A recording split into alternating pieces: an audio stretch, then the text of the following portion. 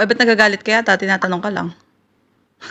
Naiinis ako, kainin ni Ash. Sa tayong ginagawa, hindi na nga mabuksan yung TikTok.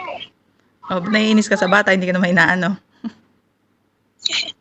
Hindi, no, pinupukpok nga ako.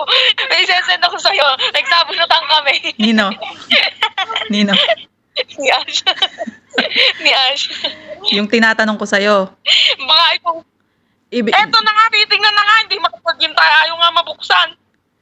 Oo, isend mo sa akin. Sabi ko kasi sa'yo, ililista mo. Paano ka magiging negosyante kapag hindi ka marunong maglista? Hindi ko nga alam. Kahirap-hirap. Tapos pag hindi ko alam, papatayin yung call. Ang hirap mo turuan, wag na. Sasabihin yan. Tinuturuan ka nga kung paano ka magiging negosyante. Ang sinasabi ko sa'yo, ilista mo yung mga binibigay ko sa'yo. Tapos kapag may ginastos ka, iles mo doon. Para alam ko, magkano yung pera na nasa'yo. Ganon. Oo na. Sige na ba? Hindi na mabuksan, no? Tingnan mo, ayaw na nga. Napakalag. Sige, isend mo sa akin. Bye. Bye.